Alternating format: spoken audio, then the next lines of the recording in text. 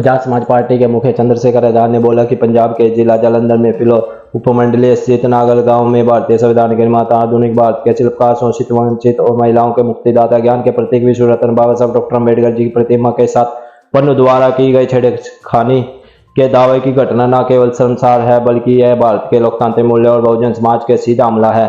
पिछले 2 महीनों में इस गांव में इस प्रकार की यह दूसरी घटना है जो गहरी साजिश के संकेत करती है।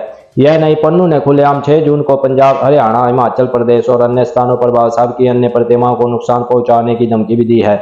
यह पहली बार नहीं, इसी साल 14 अप्रैल पर बाबा साहब डॉक्टर अम्बेडकर जी ऐसी ही घिनौनी धमकी पूरे पंजाब में बाबा साहब की मूर्तियां तोड़ने की दी गई थी।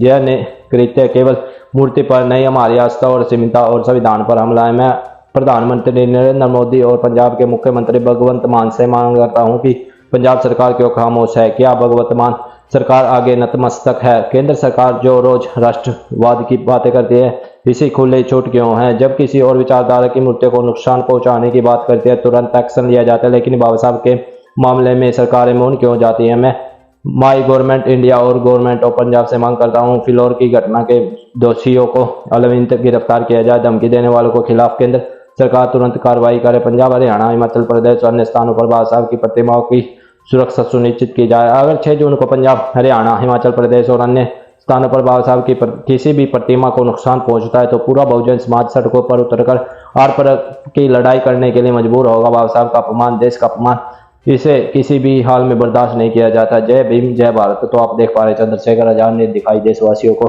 इस बीजेपी सरकार की सच्चाई, क्योंकि ये एक तरफ तो बाबा साहब डॉक्टर अम्बेडकर जी का सम्मान करने की बात हो रही है, लेकिन ये पन्नू द्वारा बाबा साहब की प्रतिमा को सती गद करने का ऐलान कर दिया है, लेकिन ये सरकार उस पर कोई एक्शन ले रही है। आप इस बारे में क्या सोचते हैं? कमेंट में जरूर बताएं।